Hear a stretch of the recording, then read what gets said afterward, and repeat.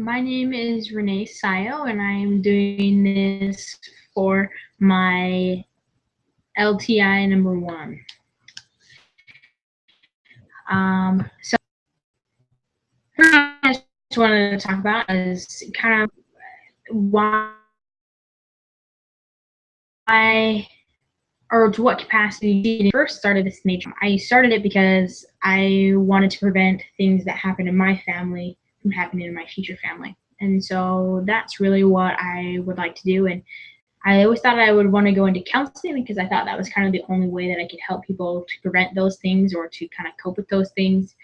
But now that I know about the primary and secondary prevention program or levels of prevention, that's through the FLE. I really like those things. I would like to do more a discussion group in the community or at church, just forums where people can come and learn about the family and how they can prevent certain things from happening in their family, or what measures they can take or they prevent those things. Some strengths and ability that I have that would help me to do so is just being able to put people at ease, and also, like I said, the knowledge that I have both from a textbook and also from learning experience. I also had the opportunity to serve a mission, and I was able to talk with people about families, the importance of families, and how central they are to Heavenly Father's plan. And though I know that it'll be different, not having the religious aspect in every forum, but essentially it is the same. The terminology is just different.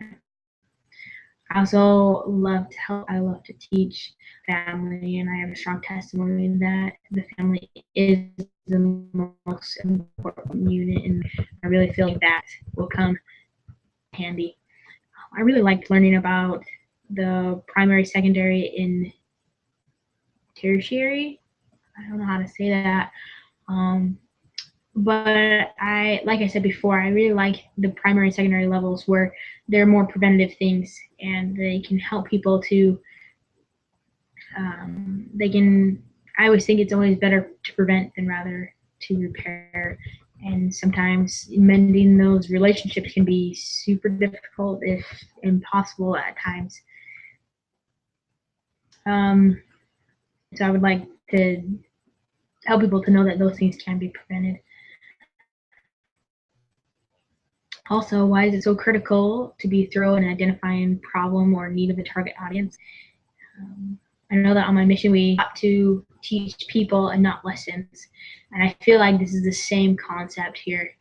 We really need to get to know our audience and to know what they want, and I really like sometimes those statistics, that data is available in the community already, and so you can just base it off of that, what people are in, just basically data that they've already collected. And so that's a great resource that we have as well. Another thing that you can do is you can send out a survey like we have for our family relations project. We have a survey that kind of tells us what are the basic needs of this person and what are they most interested in learning.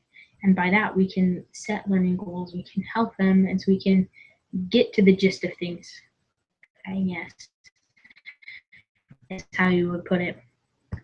And that the book kind of pointed out is it's important to know your limits as to knowing what you can change. I mean, there's a lot of things that are out of your control, but you really, when you're setting goals for your kids, for the families that you're working with, you really need to just know your limitations and know that you can only change so much about the situation. I really also enjoy marketing. Whenever I think of marketing, I think of salesman. And when I think of salesman, I think of my dad. It's just, I love my dad, but a salesman I've always been kind of about. But I got a different perspective on the marketing because I realized that you're not selling a product necessarily, but you're selling the idea that family is important and it's worth fighting for and it's worth working with because they're people that you love. And so you're selling more of an idea rather than a tangible item, which I really struggle with selling something tangible because I feel like you don't really, but your family, they're more important than just things. And so that really helped me to kind of gain this perspective of it is worth selling this idea that the family is important. I'd also ask that if I've ever marketed anything. The only thing I can really think of that I really put my heart out to market was the gospel, my mission. And again, just kind of learning when you're marketing those things is the first thing you do is you try to get to know the person. And you try to get to know what they're going through, what their problems are, so that you can apply gospel doctrine to their issue and how so they can make it relevant to them of how the gospel can help them. It's the same thing when it comes to the family life education. Once you get to know their problem, you have to show that what you have is applicable to them and can help them in their situation. Something I've learned is that if I have something I learned about myself is if I have a passion for something, such as the family, and I believe in the product, which I do, and I can do anything to convince people that they need what I have. And whether it's through statistics, questions, to get them thinking about what really matters, or sharing my own experience, somehow, some way, I will do my best to show them that they need what I have. And that comes in handy when you're trying to market something like that, because if you can get your participants, your audience, to know that what they need that you have, and you find a way to make it applicable to them and apply it to them personally, they will take away a great knowledge and be able to apply those things. And once they apply those things and they say, hey, this really works, then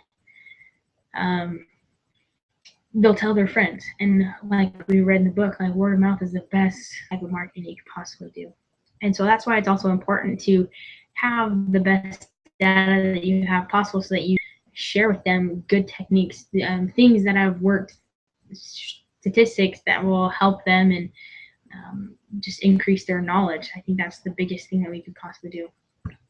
One of the approaches that I personally could, I don't know, identify with, I guess you would say, is the collaborator approach, where you go in with some type of plan, but you are not afraid to ask for the participants' input and to work around their needs, and it's fitted to them personally. And I feel like this approach would have optimum results because you're getting sure what they need and not just some lesson. The last thing I want to talk about is needed to motivate people, and what role do I play in the motivation process.